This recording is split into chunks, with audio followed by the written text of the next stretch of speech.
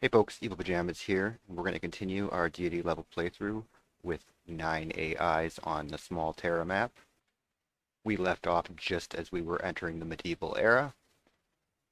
Before we get into that, would like to call out that yesterday, December 17th, was the December 2020 update. And if you weren't familiar with some of the things in the update, there is one specific thing I want to call out, that governor titles now in Secret Societies mode will only be obtained on the first Secret Society discovery. So you should keep that in mind when you are either watching any of my previous videos that were recently released or adjusting your own build order strategy. We ended that age with a normal age, so nothing too exciting as far as dedication options. I tend to favor taking the one based off of Eureka's just because I find that to be easier to accumulate more era score. So the World Congress will trigger shortly, and if you are looking for a way to have sort of a backup win condition, then accumulating diplomatic victory points through the World Congress is a good way to do that. For the trade policy vote, the AI tends to vote for option A overwhelmingly over option B. I rarely see option B win, and throwing your votes into that unless you have a big diplomacy point advantage is probably not a good idea. I don't really have enough information here to guess what the AI is going to favor in terms of who the target civ will be. My preference would be Chandragupta because that is the closest trade route that I am not at war with currently. For sovereignty, the AI tends to vote for option A, but option B can win occasionally, and in this case, because I've only met one city-state and it's allied with the person that I'm currently at war with, I'm going to go ahead, and sorry, by allied I mean suzerain status, I'm going to go ahead and vote for option B. So you can see that outcome A ends up passing here for both options, which is what believe I stated is the AI's preference. I obviously couldn't have voted for the unmet player for trade policy, and for sovereignty, at least it was the religious city-state rather than the industrial city-state, which I believe was the ally or the suzerain city-state for Gilgamesh.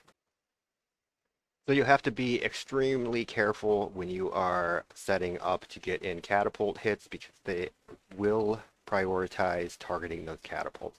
So if they have walls up, you should be able to survive a hit. If they have a crossbowman up, I believe I mentioned, you're probably going to need 2 catapults because one of your catapults will likely just get taken out in a single round before getting to fire. Unless you think you could complete the city takedown in that round, you should prioritize enemy units over hitting the city, unless, of course, you're talking about your siege weapon. When you get your first hit in with that catapult, there are a few things that you're going to want to look at. One is the catapult's health under 50%, because that means if you take another attack, you are obviously going to lose the catapult next round. So you should compare that against how much wall strength the city has left and make a decision as to whether or not you are willing to sacrifice that catapult in exchange for getting the rest of the walls down. You can also see that the way that I am positioned prevents the AI from having an opportunity to run a melee unit around and attack the catapult, because they will do that if you do not create some sort of defensive line preventing them from doing so. They will sack their units into your back line to get your siege weapons. We make a quick swap on our production output in our second city because one production and 1 gold is going to be more valuable than 2 faith in the current situation. We'd rather get that swordsman out faster and accumulate gold than faith at this point. There's a couple of reasons for this. If you recall earlier, We didn't get a religion, so we're not going to be worried about making apostles or missionaries. Two, we already have 450 faith accumulated. And three, we haven't discovered any heroes yet that we need to resummon. Now, I am aware that three does not equal a couple, as I just said, but you'll just have to cut me a break on that one. I'm not re-recording that. So Chandragupta wants to trade for diplomatic points, but despite having said earlier that it's a good idea to trade them away, I'm not going to trade them away from open borders because the AI will sometimes sell you open borders for like 1 gold if you try. Now, Gilgamesh, on the other hand, is offering a pretty sizable offer here for peace.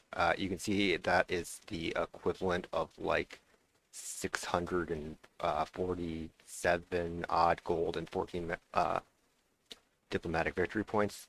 Now, the reason I'm going to decline it here is one, I'm a greedy bastard. Two, I have the military advantage on the deity AI right now, and I think that I can take that city. Three, I don't think that that city will have any loyalty problems if I do take it because of the proximity of my other cities. Four, taking that city represents getting control over those natural wonder tiles. Five, I'm already hemmed in a relatively small area, so taking peace right now without getting some extra territory, I do not think is worthwhile. Now, I opt to retreat my catapult. I do not think with the number of turns it takes to make a catapult with my current production that it's worth sacrificing that catapult. If I can retreat it, it's still another 7 turns until I get another catapult. I do have some range damage, even though that gets penalties against walls. We can continue to bring down the walls, and there are no immediate threats other than a single war cart in the vicinity.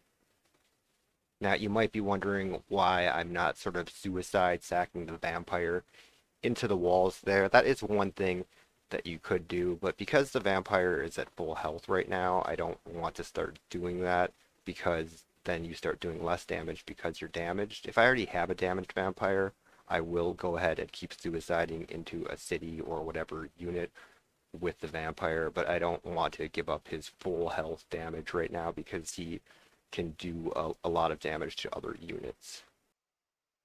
Now, Gilgamesh, being aware that humans are very bad at comparing unlike objects, we like to compare like things, tries to confuse me with this other offer involving horses and slightly different gold. So I just decline because I don't feel like using the brain power to evaluate that.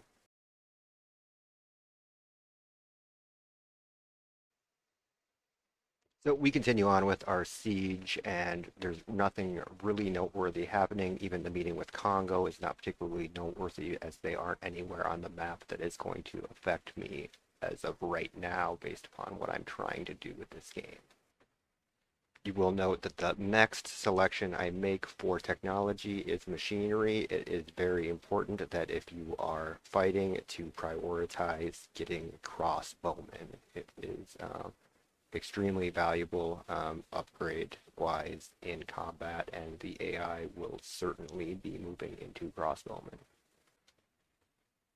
So I make a little bit of an odd selection there of an entertainment complex in my second city. Had this been post December update, which it wasn't, amenities are a little bit more valuable, so I could see the logic there.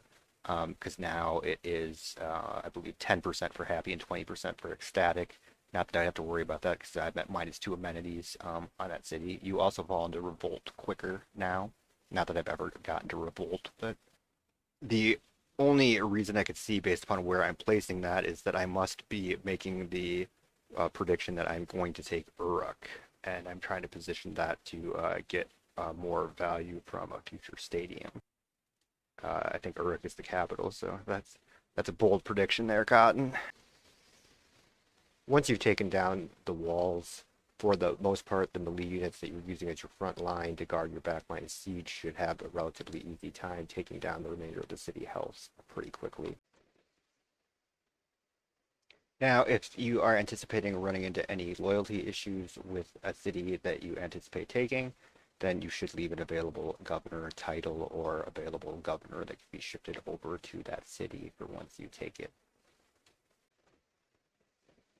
Now, tend to have a preference for the feudalism civic, even if I am not at war. But if you are at war and you plan on expanding into a lot of cities on the fringes of the enemy empire, you have to remember that a lot of these cities on the outer parts of their empire probably do not have a ton of tile improvements. So the reason that you're going to want feudalism is to get those two extra charges on your builders because you may be needing to churn out like a lot of builders in order to improve the tiles around your newly acquired cities. So now that we have control of the Pantanal, we can get even more faith that we aren't able to spend on anything because we don't have a religion or a hero yet.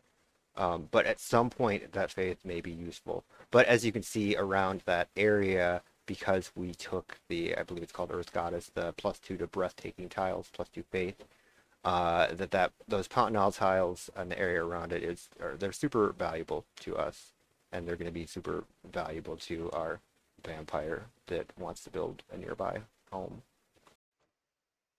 Now we are in the medieval era, and we did declare this as a surprise war, and the war has been dragging on for some time now because I believe we declared it right at the end of the ancient era or right at the start of the classical era.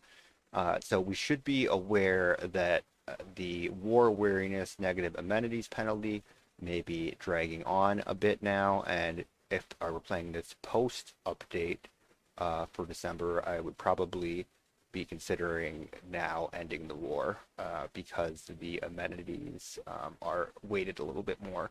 But at the time that I was playing this, the amenities update had not gone in yet, and I believe we were going to drag this on a little farther. But war awareness is something that you should be aware of. You will continue to accrue it for every fight that you are in, and then for losing units. So it'll continue to accrue and it won't drop until the war ends.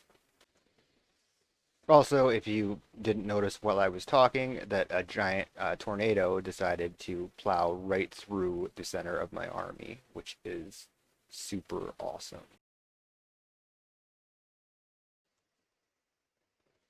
You can see now that Gilgamesh has updated to crossbowmen, and we discussed this before, but the crossbowmen are a substantial upgrade, and you can consider your catapults to be substantially devalued in terms of being effective siege once your opponent has crossbowmen because of the likelihood that they can be taken out in a single round by a wall plus crossbowman shot. Yeah, I have a tendency to overextend a little bit and try to get maximum value out of my wars, so I'll probably continue to drag this on even with the crossbowmen being out there, but in all likelihood, that's probably actually not the best decision. But yeah. So coming up here, there's going to be a military emergency declared on bad Tiberia, but this is actually sort of a good thing for not because I think that the benefits are particularly great, because all you get for winning is like 100 diplomatic points and I think bonus to your city siege against units if they failed to complete the objective. It does serve an additional important function of giving you a big loyalty boost during the emergency because they don't want the city to flip for lack of loyalty. You do have to, unfortunately, put one vote towards being against the emergency. You are not allowed to vote in favor of the emergency, even if you actually really wanted it to happen. The other part about why this particular emergency ends up being pretty good is because the participants end up being Movember and Coop along with Gilgamesh, with uh, with India sitting it out. So given where the civs are in the map, it looks like that the two other civs are not going to be a big help to Gilgamesh, and so I'm going to get a pretty substantial advantage on holding Bad Tiberia. So with the emergency kicking off, I think that this is probably a good time to wrap up this video. I've been trying to keep the videos somewhere between like 12 and 20 minutes in length, and this seems like a good spot to wrap up the fourth edition of this particular segment. So thanks for watching, everyone. I hope you have a great holiday, and if you like this content, please consider liking and subscribing.